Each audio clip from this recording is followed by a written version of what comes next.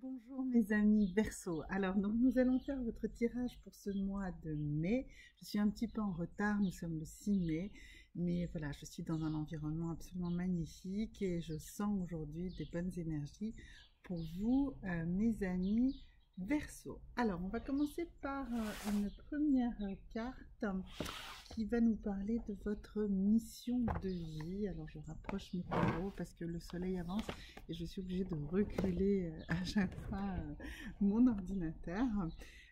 Voilà, donc une première carte de mission de vie pour vous. Alors, je vais vous la lire. Comme nous sommes dans des tirages généraux, s'il vous plaît, donnez-vous quelques instants de réflexion et de laisser résonner cette carte en vous. Je vais vous donner bien sûr une interprétation, mais j'aimerais qu'avant toute chose, vous fassiez confiance, que vous fassiez confiance à votre instinct. Donc, je vais tirer la première carte, d'accord? On y va. Voilà, ben la carte s'est retournée pour vous. Et la carte dit « Reste concentré ». Alors, ce n'est pas le moment de baisser les bras ni de se laisser distraire. On t'encourage et on t'envoie toute la motivation dont tu as besoin pour rester connecté avec tes intentions. Tu es sur le bon chemin. Donc voilà, ce mois de mai, eh bien, vous êtes sur le bon chemin. Vous êtes sur le chemin de votre mission de vie. Donc c'est vraiment une super première carte là d'ouverture pour vous. Maintenant, nous allons regarder la pierre qu'il vous faut. On va se concentrer quelques instants. Là, pareil. Donc, je vous ai dit tout à l'heure, vraiment par rapport à la carte que je vous ai dit, je vais vous donner ma propre interprétation. Cette carte est quand même, a été très puissante et n'avait pas besoin d'une concentration, enfin, je veux dire d'une interprétation très importante, puisque ça vous dit de rester concentré.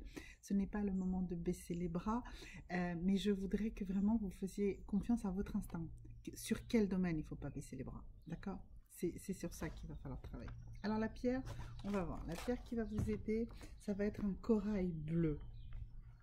Donc ce corail possède des énergies vivantes et protection. Voilà. Des énergies vivantes et des énergies de protection qui vous viennent de la mer, donc de l'élément liquide. Ok. Dans sa couleur bleue, il purifie votre champ émotionnel pour lui apporter vie et innocence. Il travaille particulièrement les sentiments de peur et d'angoisse. Donc vous voyez, tout à fait en connexion avec la carte de tout à l'heure qui nous disait ne lâchez pas, ne baissez pas les bras, n'ayez pas peur, d'accord? Ayez confiance en vous, ne vous angoissez pas sur l'avenir. Souvent, en fait, c'est ce qui a bloqué votre confiance, en fait, c'était vos stades de l'enfance. Allez voir quels sont les éléments dans votre enfance qui vous ont sapé votre confiance. Et dites-vous que si aujourd'hui vous manquez un peu de confiance en vous, eh bien ça vient de là. Et qu'en réalité, mais c'est du passé, ça n'a plus lieu d'être. Donc retrouvez ces émotions, retrouvez ces moments, retrouvez ces mots qu'on vous a dit qui vous ont fait perdre confiance et épurez-les, éjectez-les de vous-même, d'accord? Et ça, vous allez le faire avec ce corail bleu. En travaillant avec ce corail bleu, vous allez pouvoir vraiment intensément travailler là-dessus. Alors, maintenant, on va aller voir avec ce tarot-là, qui s'appelle le Kipper Mystique. Donc c'est un nouveau tarot également que je viens d'acquérir. Donc je ne le connais pas encore parfaitement, mais on va tirer 3 cartes qui vont nous donner une espèce de chemin pour vous, mes amis. On va voir le chemin, votre chemin en ce mois de mai, comment vous allez avancer. Alors, oups, voilà. Donc la première carte, on a une bonne dame. Donc on voit ici que vous allez en fait en ce mois de mai trouver une personne qui va vous guider, une personne qui est bonne envers vous, qui va vous donner les bons conseils et surtout qui va avoir de la compassion, de l'amour, de la compréhension pour vous. Voilà. C'est peut-être moi, mais c'est peut-être très probablement quelqu'un de votre entourage. N'hésitez pas, n'hésitez à trouver cette bonne personne. Demandez-lui des conseils et ne prenez que les conseils bienveillants, d'accord? Aujourd'hui, sur ce mois de mai, vous devez prendre connaissance que des choses qui viennent en fait de personnes bienveillantes. Vraiment, c'est la bienveillance qui est l'élément que vous devez prioriser dans tout ce qu'on vous dit. Si on vous donne des conseils en vous critiquant, ne les prenez pas. Si on vous donne des conseils avec bienveillance, sans vous dénigrer, sans saper votre confiance en vous, ce sont les conseils de la bonne personne. Alors, la carte suivante, on nous dit travail, occupation. Donc, ce mois de mai, ça va être beaucoup sur votre domaine du travail, de ce qui vous occupe, de la manière que vous avez de gagner votre vie ou de réaliser votre vie d'une manière professionnelle. Et c'est dans ce cadre-là, probablement, que vous allez trouver également cette personne pleine de bienveillance. Aussi, allons-y. Oups, alors là, j'ai plusieurs cartes qui... Voilà, ça y est, c'en est une. Alors, donc je parlais du fait que les cartes là qu'on vient de tirer parlaient plutôt du travail, de votre occupation. Donc du coup, cette bonne intention, cette personne qui va vous aider, ce sera plutôt dans votre milieu professionnel, d'accord? C'est l'axe de ce mois de mai. Alors la dernière carte, on nous parle d'un voyage. Donc vous allez faire un voyage. Alors probablement pas forcément un voyage très lointain et pas forcément un voyage physique. C'est-à-dire que vous allez faire un voyage. Alors peut-être que vous allez faire un voyage physique. Alors on va essayer de préciser. Si c'est un voyage physique, du coup, ce sera pour une question de créativité. Donc, on va essayer d'aller un peu plus loin dans cet aspect de voyage physique. Donc, ceux qui ont prévu un voyage physique, donc un déplacement, un vrai déplacement, ce sera vraiment dans une raison de créativité. Donc là, dans ce cas-là, eh bien, ce sera pour aller faire des sortes d'études, pour apprendre quelque chose. Donc, vous allez avoir besoin d'avoir plus d'humilité par rapport à ce que vous ne connaissez pas. Vous allez avoir à étudier, à dépasser certaines limites que vous vous êtes posées. Il va falloir que vous alliez au-delà, plus loin que les choses que vous savez déjà. Donc vous allez faire ce voyage par le questionnement, par le fait d'essayer d'apprendre de nouvelles choses, de nouvelles compétences, de nouvelles... comment vous dire ça de nouvelles habitudes, voire même des choses, il va falloir chambouler des choses. Donc ce voyage physique va vous demander de chambouler des choses à l'intérieur de vous, mais surtout du point de vue de vos habitudes et surtout d'un point de vue de vos apprentissages, peut-être la manière d'apprendre.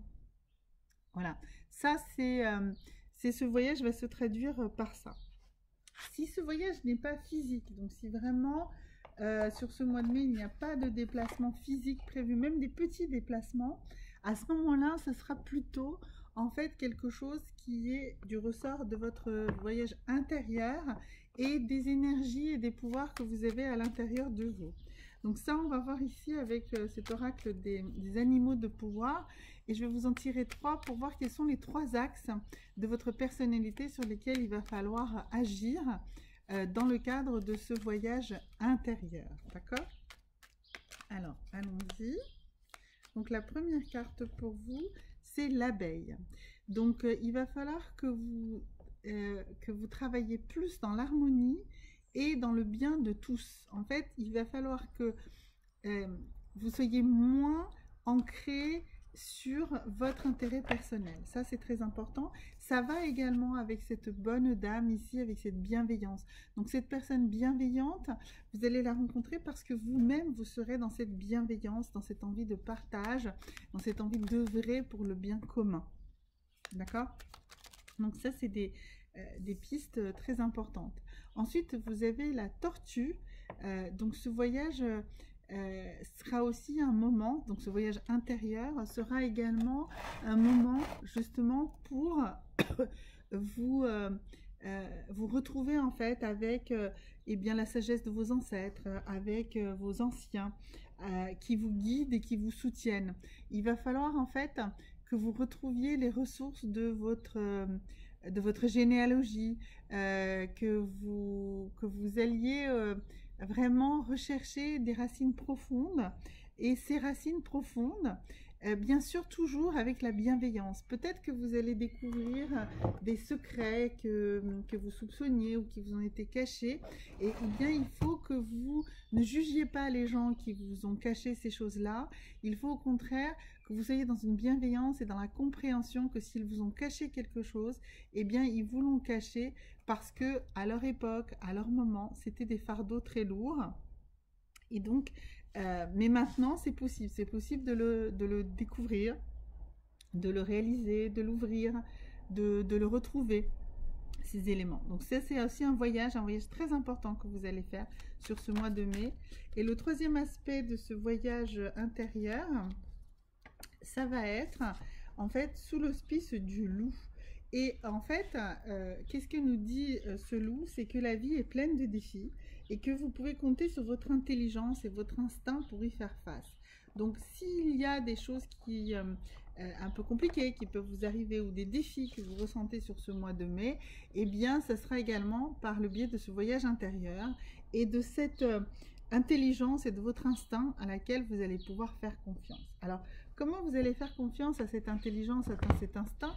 Eh bien, on va lire un petit message du guerrier de lumière. Et donc, le guerrier de lumière nous dit la chose suivante. Un guerrier de la lumière n'est jamais lâche. La fuite peut être une excellente méthode de défense, mais on ne peut y recourir quand la peur est vive.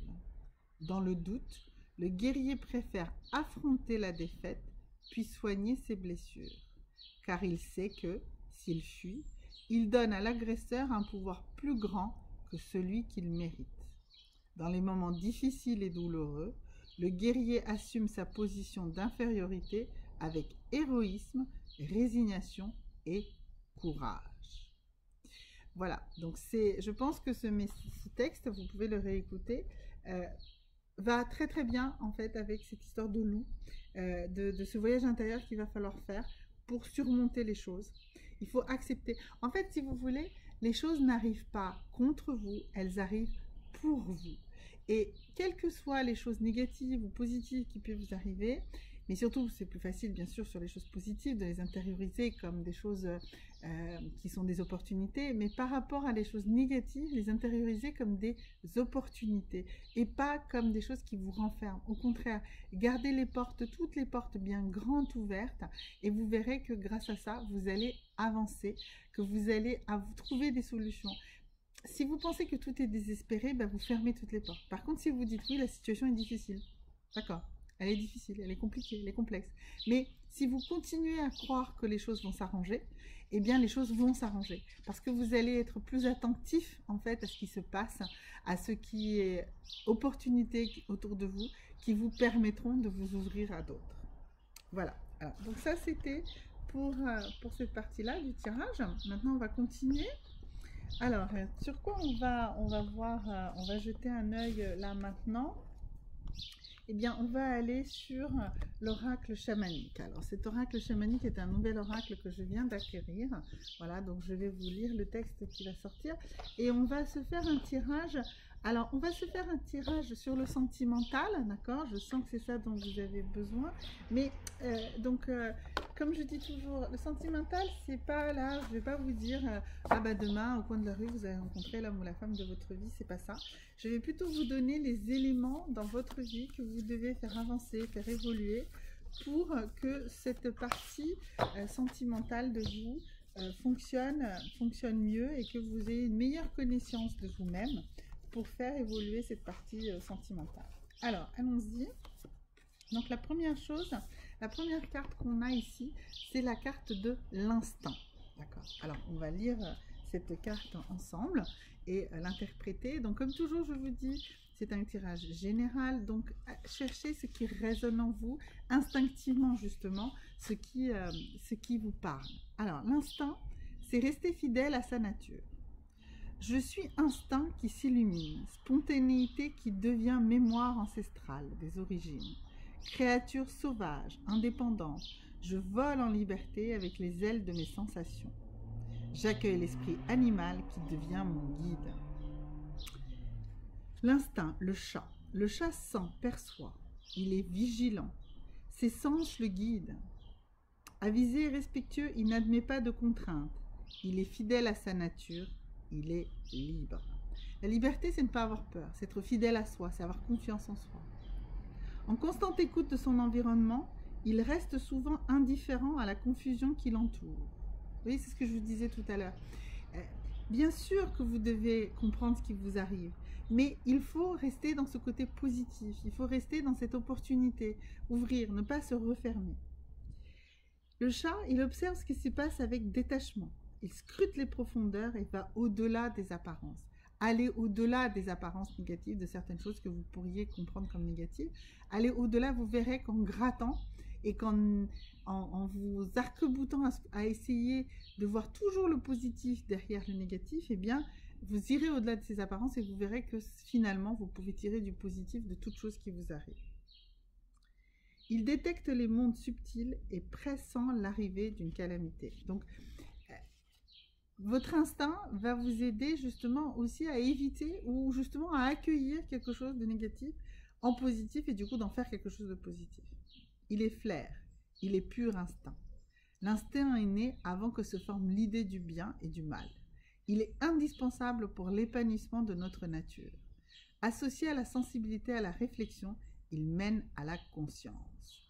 L'instinct est la voix de Mère Nature en nous. Quelque chose a fait taire mon côté sauvage, ma faculté sensitive. Je découvre de vieilles croyances, d'autres voies et des incertitudes, lesquelles ont bloqué ma confiance en mon instinct. C'est ce que j'avais déjà tiré avec la carte précédente où je vous disais d'aller creuser en fait dans votre passé ce qui vous a empêché d'avoir confiance en vous. J'honore le monde de l'instinct car il fait partie de notre cheminement, car il est expression de talent, quelque chose qui nous pousse à agir. Je reconnais l'essence de l'animalité qui vit en moi. Je deviens mon guide. Devenir votre guide, c'est justement suivre votre instinct. Les mots-clés rattachés à cette carte sont la liberté, l'indépendance, les limites, la perception, scruter, la flexibilité, la souplesse physique. Donc, je dirais que cette carte vous dit aussi de vous remettre en action physique, en activité physique. Alors, il faut travailler en souplesse, ça veut dire aller travailler du yoga ou travailler des choses encore plus douces, d'accord? Mais ne vous faites pas violence, mais réactivez, remotivez votre corps. C'est le flair, le ressenti, le jeu, les facultés sensitives. Voilà, c'est ça les mots-clés sur lesquels je voudrais que vous vous concentriez sur ce mois de mai. D'accord? Ensuite, maintenant, la deuxième carte de cet oracle des chamans. On va avoir, alors donc on avait dit que ce tirage devait vous parler dans votre domaine sentimental. Donc tout ce que je vous ai dit tout à l'heure, c'est justement pour cet aspect-là. Donc de la flexibilité et de la souplesse aussi dans votre domaine sentimental, avoir la possibilité de vous libérer des contraintes, d'être libre, de ne pas avoir peur.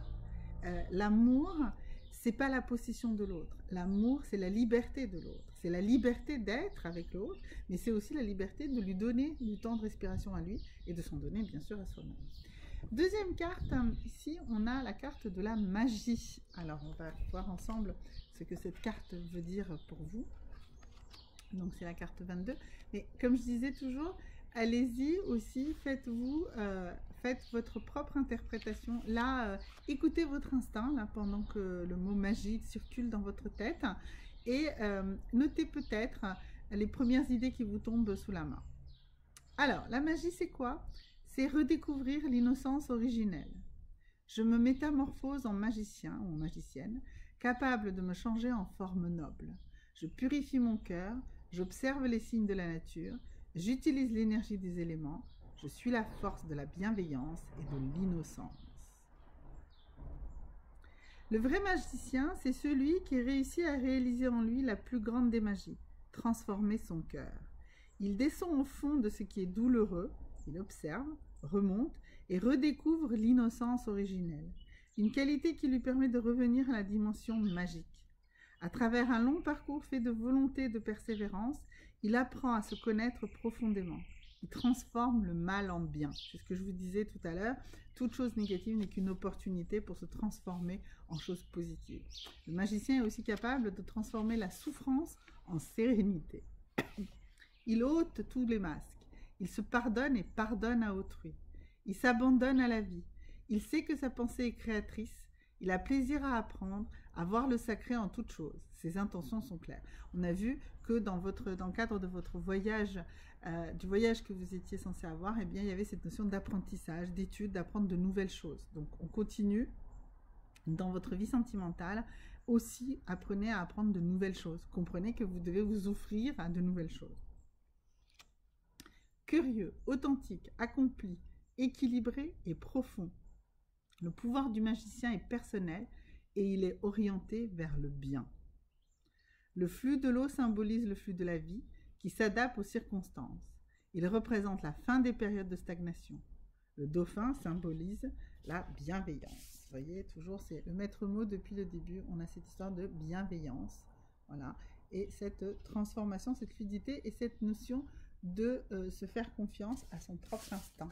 Voilà, vous êtes votre propre magicien. Donc, suivez votre instinct. Et comme on est ici dans la partie sentimentale du tirage, il y a vraiment une chose importante à comprendre.